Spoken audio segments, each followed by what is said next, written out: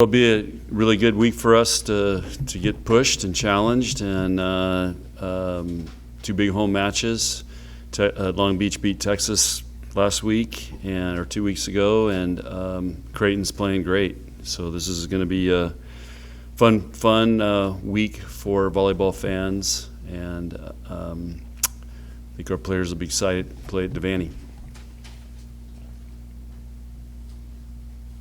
It's been a while since Creighton played at Devaney. I guess I think 2019 is the last time they were there. Is that when it was? A couple COVID years, couple of years up at CHI. Yeah. We could have them back on your home floor this month. Yeah. I don't know why did we play 2 years in a row at CHA? Final Four. Oh, that's right. Yeah. Okay. All right. Good memory. But are you glad to be able to have them back on your home court and kind of work with them? Well, we like playing in Devaney as much as we can, and so it's nice because that was I didn't think about that, but it's and I think they're scheduled to come back next year too. So I lose track on scheduling how all that works out, but yeah, it'll be good. It's be nice to have them on our home court. 2 weeks in, are you starting to get a good feel for how this team the pieces are coming together, or is it still a work in progress? I still feel like it's a work in progress. I mean, we're doing some really good things, but we got a lot of things we can do better, and we got to get better. And I still think they're working through things. There's a lot of competition, for spots, and but I think we're getting better every match. Are you getting the answers to those questions you had before the season? I think in a season you never have all the answers. You never just sit down like, okay, we got it all figured out. There's always something to get better at. So each week we start the week. What do we need to get better at? Look at our stats. Look at video. How can we improve? And we go to work today and work on improving it. That's how you get great by December. What are a couple of things that are at the top of your list this week to improve on? Serving and passing. That's always going to be something. So we'll spend a lot of time on that today. Offensively, maybe just being a little more creative and opening that up a little bit. Those would be the two biggest things.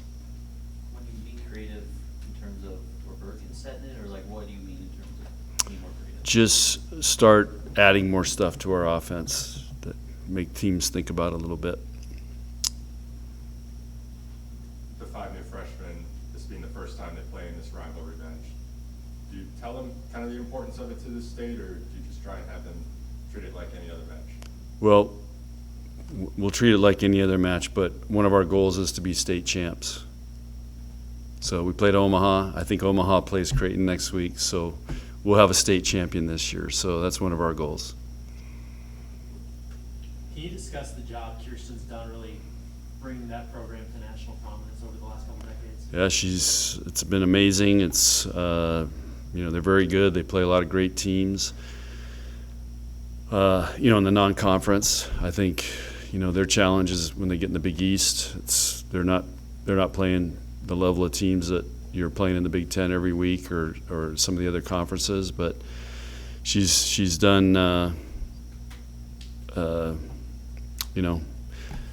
have you guys would be losing your minds if Nebraska basketball and Creighton basketball were both ranked in the top 10, 15.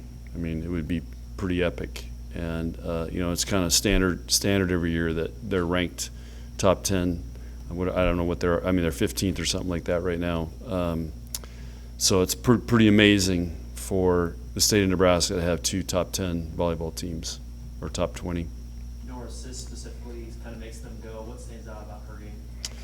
She's a workhorse. She carries a big load, plays 6 rotations, and she gets a lot of sets. So she's gonna. A lot of their points go through her, and she's just, if you look at her stats this weekend, they played 3 matches. I mean, she's getting 50, 60 sets a night. That's a lot. And so, like I said, she's a workhorse. She does a great job.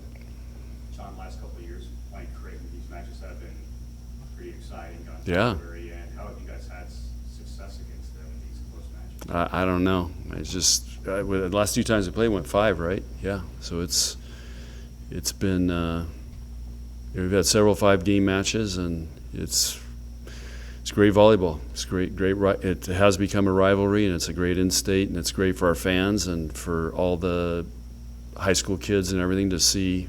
Wow, these are two great teams here in Nebraska. And again, I don't want to discount UNO. They're going to have a great season. So they're just not quite at that level yet, but they're making progress too. What stands out about Long Beach State? They got a great setter. Tyler's a great coach. They play really fast, and he's got several transfers in, so he's upgraded his roster. And it's not easy to beat Texas. Did you watch that match and kind of what did they do well that? I'm on Creighton right now, so we're not looking ahead. I know you're not looking ahead specifically to the Long Beach State team, but do you plan to spend any extra time hanging out with Tyler and catching up? It's kind of hard with their schedule, but we'll hang out at some point. Yeah, I don't even know what their travel schedule is. I think they're coming to play Omaha on Thursday, so then that means they'll probably be down here Friday, but I haven't got that far yet. What stands out about him as a coach? Why has he gotten to the level he's gotten to so quickly? He was at Nebraska for 2 years. He's been with a lot of great coaches, a lot of great programs. He's coached beach, he's coached indoor, he's coached men and women. He just has a lot of experience, and that's why I've hired him twice. You know, he's a very good coach, and now he's learned how to build a program, and he's doing a great job. They're breaking records, they're breaking attendance records. They beat a Big Ten team for the first time in 20 years or whatever it's been. Beat the number 1 team in the country. So he's making a great turnaround there and building that program.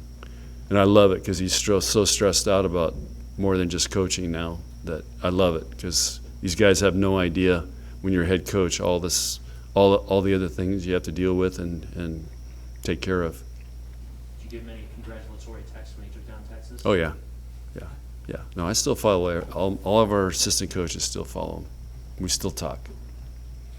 How have you seen Andy Jackson just progress through these first 5 matches? I think the biggest thing for her is she's kind of settled down. I think when she first got here, it's like, do I really belong here? Coming from where her background was and the level of volleyball she played. Now I think I see a very confident, composed player in her, and she's really, really coachable, and she's really picking things up fast. But I think the main thing is she's living in the moment, and she's settled down, and she knows she can be a great player. Can say it looked like Lindsay's best match of the season so far. What did you see from her in that match that you hope you can carry forward? Yeah, she just was doing a great job attacking, especially out of system, made some huge swings. Had a couple really nice blocks, and that's what we've been seeing in practice. Coach, one player I wanted to ask about, another freshman, Harper Murray. I mean, how mature has she been, and how much has she impressed you with how she's played in her first couple of games? She's gotten a lot of playing time, and right now statistically she's doing some really nice things. She's serving really well. She's hitting our leading outside hitter. Efficiency-wise, and she's done a really nice job blocking. And so I think, again, she's a 6 rotation player. She's, Kansas State down there was a new experience for her. She struggled a little bit, but she pulled herself out of it. So I think that's just the biggest thing is learning, how hard and how long you have to play well for against all these teams and at this level. And she's working really hard. She wants to be great. And I think that's probably her greatest strength is she wants to be great. She's not settling for anything right now. She wants to be great. It's been about a week since volleyball day. I know you're trying to focus on all of the other things that go with your job, but what has the outreach been like for you with people reaching out to you and all of that stuff last week? It's been unbelievable. I mean, it's from everywhere. People have reached out, thanked us, commented about how great this is for women's sports. What a great event. World record. We were on every news station last week. It's been great. I think it's the feeling you get. It impacted a lot of people that it was a dramatic moment for women's sports, for volleyball, for Nebraska, and so it's not just going to be an afterthought that goes away. It was like I said, a dramatic moment that people have latched onto. And we could say just maybe it's not just 8,000 people; it was 90. And I think the other thing is Coach Pettit wrote a nice little thing on social media about kind of how it impacted him. But the thing that he really points out is 92,000 people came to celebrate women's volleyball and athletes in this state, and that ain't happening anywhere. So that's why it was such a dramatic moment.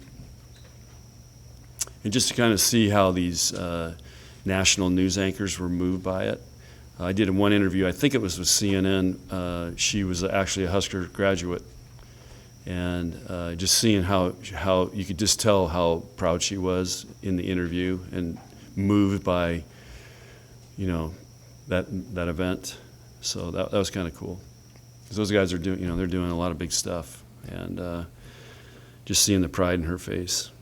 Were you surprised? Because it's not just sports programs you're asking about. These are news programs that kind of cross that threshold into general topics, not just sports. Yeah, anytime you get Stephen Smith talking about it, it's crossed everywhere. So, that's a great example. I mean, it's gone in and you see some of the male athletes who were tweeting about it and so on. Like I said, it was a dramatic, impactful moment. Building off that, the Omaha Supernovas now being a team here, it's a destination for college athletes, young girls to look up to. Gia Mancuso is one of those players now. Where's Volleyball Day and the Supernovas now come together? Timing couldn't be better for a pro league starting, and after all that, they're getting a lot of attention and exposure out of that, and so if it's ever going to work, this is the timing's great. Kennedy and Caroline are the only ones that haven't played yet. Should we expect to see them outside an injury situation, or what's their situation?